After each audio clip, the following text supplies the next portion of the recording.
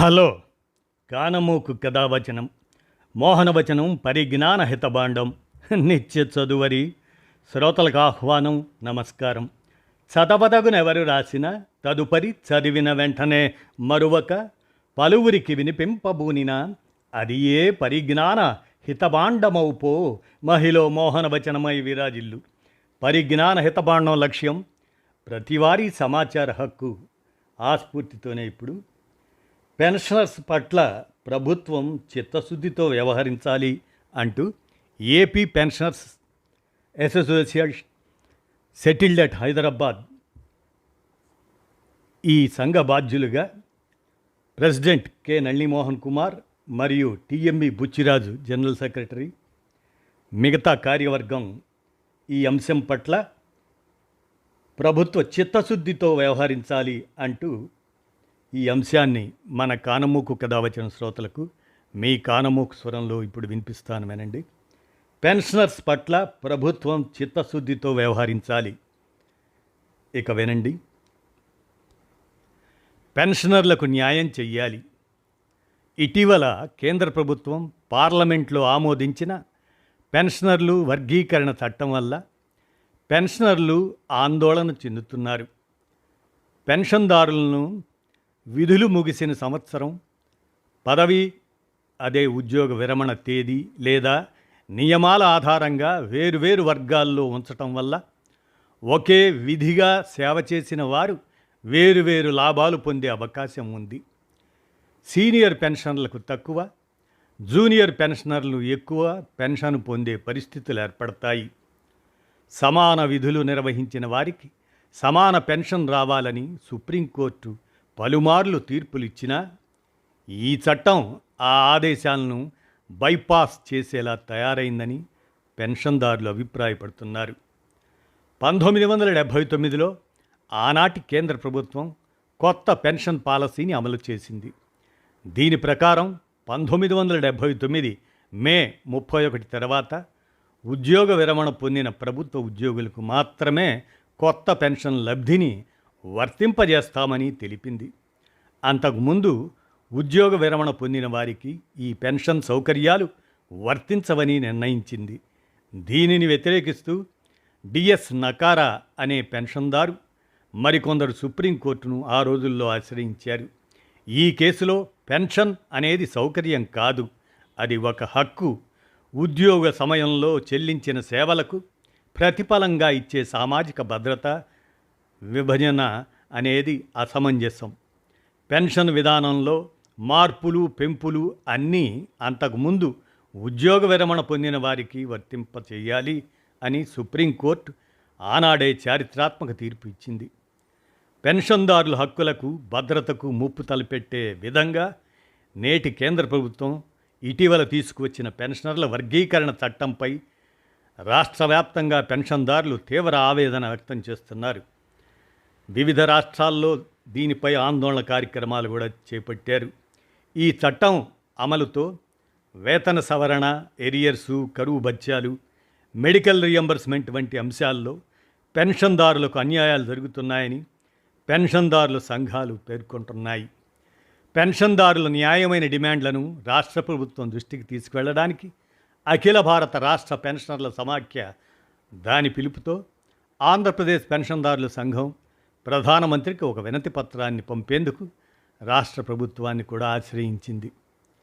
ముఖ్యమంత్రి ఆంధ్రప్రదేశ్ నారా చంద్రబాబు నాయుడు గతంలో పెన్షన్దారుల సంక్షేమానికి అనేక చొరవలు తీసుకున్న విషయాన్ని గుర్తు చేస్తూ వారికి ఇప్పుడు కూడా అదే స్ఫూర్తితో స్పందించి కేంద్రం దిశానిర్దేశం చేసిన చట్టాల వల్ల రాష్ట్ర పెన్షన్దారులకు తలెత్తిన సమస్యల పరిష్కారానికి అండగా నిలవాలని పెన్షన్దారులు యావత్తు ముఖ్యమంత్రి గారిని కోరుతున్నారు. ఆంధ్రప్రదేశ్ ముఖ్యమంత్రికి చేసిన విజ్ఞప్తి లేఖలో పెన్షనర్లకు 12వ పిఆర్సీ అమలు, 35% మధ్యంతర భృతి, తగ్గించిన అదనపు క్వాంటం పెన్షన్ పునరుద్ధరణ, కమ్యుటేషన్ కాల పరిమితి 15 నుంచి 11 సంవత్సరాలకు తగ్గించటం ఇటువంటివి ఉన్నాయి. అలాగే ప్రభుత్వ ఉత్తర్వులు 315లో మార్పులు చేసి కుటుంబ పింఛన్ అమల్లో న్యాయం చేయటం, యూజీసీ స్కేల్స్లో సేవ చేసిన వారికి హక్కుల అమలు, 10వ పిఆర్సీ నిర్ణయించిన మేరకు అంత్యక్రియల ఖర్చులు కొనసాగించటం, లీవ్ ఎన్కాష్మెంట్ బిల్లులు వెంటనే చెల్లించటం, వేతన సవరణ బకాయిలు, కరువు ఉపశమనం వాటి బకాయిలు విడుదల చేయటం, మెడికల్ రియంబర్స్మెంట్ బిల్లులు పూర్తిగా చెల్లించటం, అలాగనే మెడికల్ ఇన్సూరెన్స్ స్కీముని పెన్షన్దారులకి ఒక వరంగా దాన్ని పరిశీలించి ఈహెచ్ఎస్ కార్డ్ ఇన్సూరెన్స్ అనే విధంగా మార్పు చేయాలని, అట్లానే పెన్షన్ సమస్యల పరిష్కారానికి ప్రత్యేక డైరెక్టరేట్ను ఏర్పాటు చేయాలని, ఆరోగ్య బీమా కార్డులు అందరికీ పరిమితులు లేకుండా జారీ చేయాలని కూడా కోరడం జరిగింది. దేశ నిర్మాణానికి ప్రధాన శక్తిగా పనిచేసిన పెన్షన్దారుల సమస్యలపై ప్రభుత్వం చిత్తశుద్ధితో స్పందించి పెన్షన్దారులకు సరైన న్యాయం చేయాలి అనేటువంటి ఈ డిమాండ్లతో ముఖ్యంగా పెన్షన్దారులకి వారి హక్కుల్ని కాపాడుకోవాలని, పింఛన్దారులంతా ఐక్యంగా ఉంటూ హక్కులను కాపాడుకోవాలని all India state pensioners federation ప్రధాన కార్యదర్శి గారు సుధాకర్ గారు పిలుపునిచ్చారు. Association for Andhra Pradesh pensioners settled at Hyderabad ఆధ్వర్యంలో జరుగుతున్న వివిధ రకాలైనటువంటి కార్యక్రమాలు, వాటికి సంబంధించినటువంటి స్పందన, వారి నుండి అందుతున్న ఈ తరహా డిమాండ్ల తాలూకు వాటికి సరైనటువంటి స్పందన ప్రభుత్వం నుంచి చిత్తశుద్ధితో ఉండాలనేటువంటి ఈ కార్యక్రమాల్లో భాగంగానే చీఫ్ సెక్రటరీ గారి ద్వారా ప్రైమ్ మినిస్టర్ గారికి ఈ ఒక రిప్రజెంటేషన్ను through the chief secretary government of Andhra Pradesh వారి ద్వారా ప్రైమ్ మినిస్టర్ కార్యాలయానికి ఈ విధంగా representation AP pensioners association settled at Hyderabad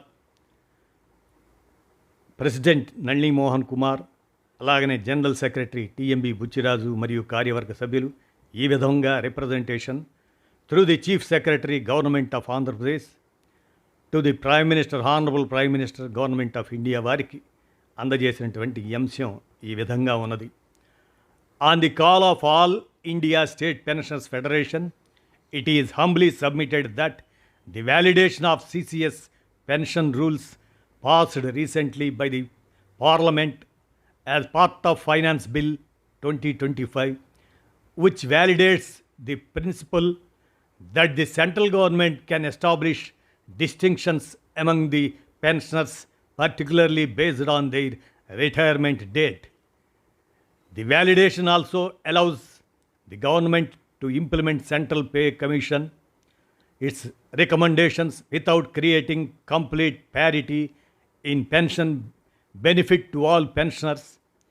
This validation is from retrospective effect, validating all rules relating to CCS within brackets P rules since 1972. Though the central government have given clarification that it is to regularize the pensioners after 6th Central Pay Commission due to various litigations. But even if it is so, then it could have been mentioned in the above bill itself that it is for the limited purpose and nothing to do with the future pay commission.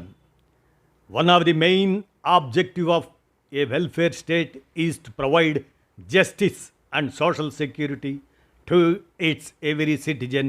To deliver the justice, all citizens and institutions of the country are expected to accept the laws established by verdict of the court.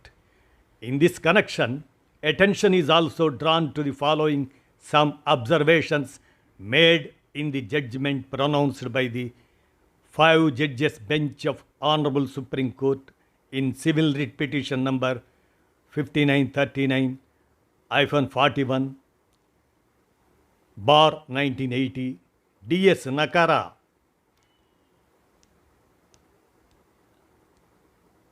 A pension is a social welfare measure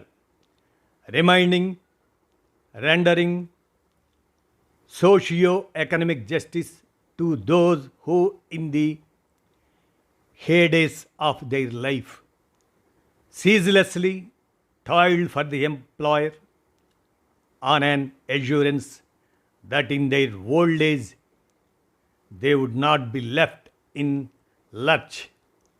The goals that the pension scheme seeks to subserve that the pensioners would be able to live free from want with decency, independence, and self respect, and a standard equivalent at the pre retirement level. Can anyone be bold enough to assert that it revised pension scheme was good enough only for those who retire subsequent to the specified date, but those who had already retired did not suffer the pangs of rising prices and falling purchasing power of rupee?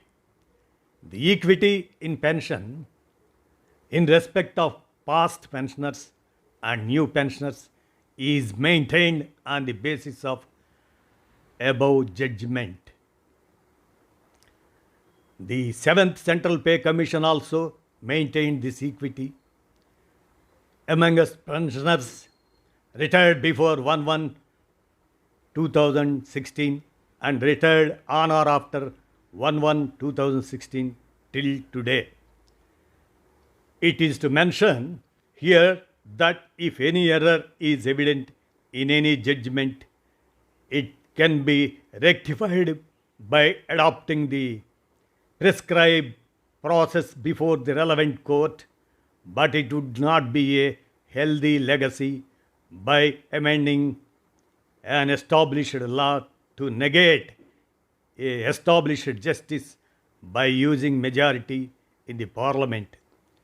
The parliament is known to make welfare laws for subsequent and ordinary citizens, not for negating an established welfare law. If this tradition is adopted, then every coming government can adopt this process to make the laws in its own favor, even it is unpopular and unjustifiable. In addition to the above, if it is also to submit that pension is a property and prior to 44 constitutional amendment, right to property was the fundamental right. Therefore, it would be a serious consideration that amending civil pension rule with effect from 1972 is justifiable. It is also humbly submitted that equity in past pensioners retired before 1/1/2016 and those retired on or after 1/1/2016 was recommended by the 7th Central Pay Commission and was accepted by the central government under your leadership. Now creating difference in the pensioners by the present government under your leadership would not be morally appropriate, sir. Therefore, under the call given by All India State Government Pensioners Federation, we humbly request to Director the concerned authorities to consider the entire matter so that the affected pensioners will not be deprived of the pensionary benefits provided to them. With utmost respect, yours faithfully, AP Pensioners Association, settled at Hyderabad, as President K. Nalini Mohan Kumar and TMB Buchiraju, General Secretary, submitted for kind consideration. అలా pensioners పట్ల ప్రభుత్వం చిత్తశుద్ధితో వ్యవహరించాలి అంటూ AP pensioners association settled at Hyderabad కార్యవర్గ సభ్యులు అలాగనే అధ్యక్షుడు జనరల్ సెక్రటరీలు ఈ కార్యక్రమంలో వివిధ రకాలుగా ఈ తరహా పోరాటం చేస్తూ ముందుకు సాగుతున్నటువంటి క్రమాన్ని మన కానమోకు కథ వచ్చిన శ్రోతలకు, పెన్షనర్స్ పట్ల ప్రభుత్వ చిత్తశుద్ధితో వ్యవహరించాలంటూ ఈ అంశాన్ని మన కానమోకు కథ వచ్చిన శ్రోతలకు వినిపించాను. విన్నారుగా. ధన్యవాదాలు.